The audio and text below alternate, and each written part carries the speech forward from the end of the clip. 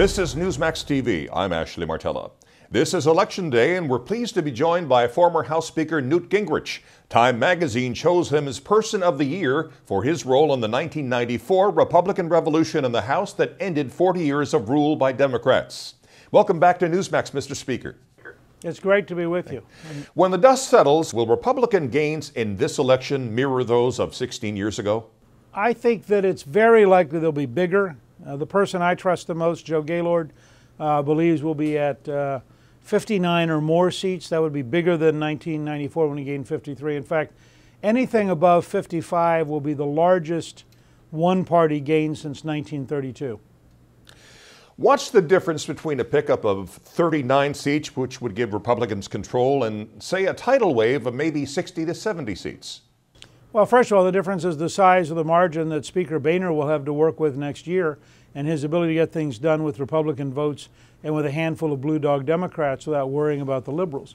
Second, it will be the loss of talent and the loss of opportunity. The Democrats, if they lose 20 or 30 seats more than the number from majority, that is, if they're up in the 59, 60, 65, 70 seat range, the odds against them coming back in the near future are very, very long. And that'll be compounded because Republican victories among governors and state legislators is actually going to make it even harder through reapportionment for the Democrats to regain control, maybe by as much as a dozen seats. Then there's the huge issue of the Bush tax cuts, which the Reed-Pelosi Congress did nothing to extend. Now it's up to the lame duck Congress to act on it. What would you like to see the next Congress, presumably with the Republican House, do in January? Well, I think in the very first week of January, the Ways and Means Committee ought to mark up a no tax increase bill, making it permanent in this recession, because frankly, the current recession is so bad that we're talking about not recovering full employment until 2015, 2016. So there's no excuse for any tax increase as long as we have high unemployment. So that'll make the tax cuts permanent. In the first week of January, send them to the House floor. The second week, get them through the House the second week, send them to the Senate and get it out of the Senate. So the president has to either veto or sign permanently extending the tax cuts before the State of the Union. Now, you created the group American Solutions for Winning the Future. One of the things Democrats accuse Republicans of is being the party of no and offering no solutions. What's the best response to that? Well, if you go to AmericanSolutions.com, we have solution after solution after solution. If you go to healthtransformation.net, which is our Center for Health Transformation, we have an entire range of health solutions there.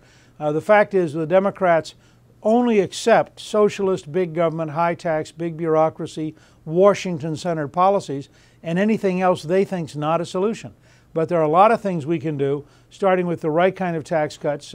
Congressman Jordan of Ohio has introduced the Economic Freedom Act, which has zero capital gains, permanently eliminates the death tax, reduces the corporate tax rate to the Irish rate, 12.5%, so we can compete in the world market, has 100% write-off for new investment and new equipment so American workers can have the most modern tools in the world. It's really a very good bill and well worth looking at. U.S. corporate rate now at 35%, is that correct? It's about 35% plus state rates, so we are the highest tax corporate economy in the world, competing with countries that have dramatically lower taxes and therefore are carrying a much smaller burden in their corporations. Now, if Republicans win the House, the man presumed to be the new Speaker, John Boehner, has said his top priority would be repeal of Obamacare. Knowing full well that any legislation to gut it would be vetoed by Obama, what specific steps should Republicans take immediately to at least begin the process?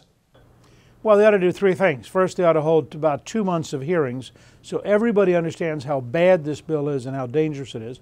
Second, they ought to cut off all funding for implementation of the bill to just stop it in its tracks. Third, they should pass the bill out of the House, which they'll be able to do.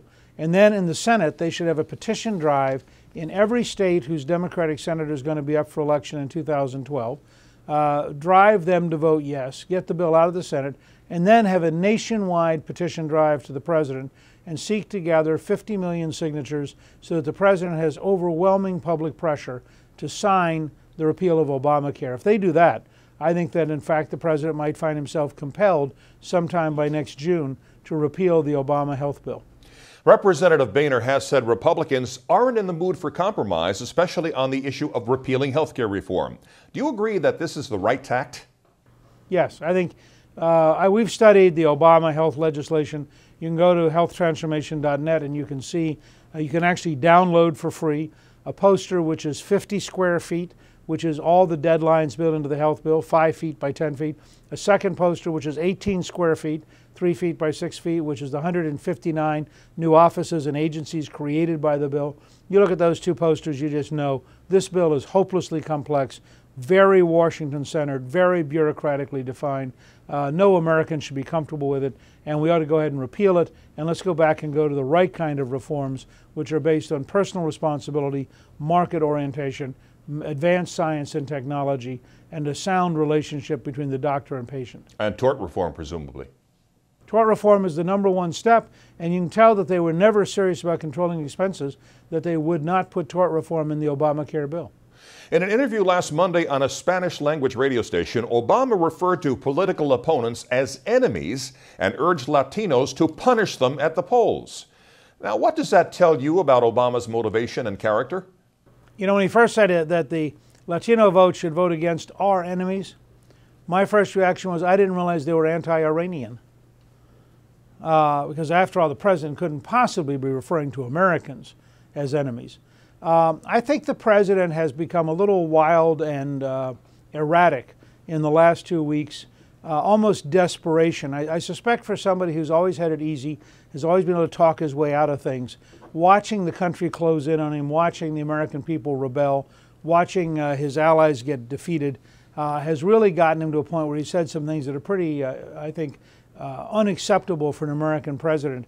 No American is an enemy except somebody who is an active supporter of the Taliban. I mean, we have had some handful of Americans. There's an imam in Yemen, for example, who's an American who calls for killing Americans. He's an enemy, and he is outside the Constitution, and he is subject to the rules of war, which is why the president is in fact authorized his being killed. But no American who's a political opponent is an enemy. We're opponents, and whether you're a Democrat or Republican, we're Americans first, and I think the president made a substantial mistake in using that language. Republicans took quite a beating in 2006 and 2008. What lessons should be learned from those defeats so as not to repeat them? Well, first of all, the Republican Party only makes sense as a reform party controlling government spending, reducing taxes, returning power to the American people. When the Republican Party tries to govern like the Democrats, it gets beat. The Democrats are happy spending money. If you want a party to spend money, vote Democrat. And I think the Republicans tended to forget that. And I think they also forgot their base constituency. The Republican Party is the party of conservatives, the party of small business, the party of reformers, the party of the work ethic, the party of the paycheck. It is not the party of trial lawyers, big government, bureaucrats, and high taxes. And now the 2012 race begins. Presidential campaign. Are you a candidate? Well, Callista and I will make a final decision on that in February or March of next year.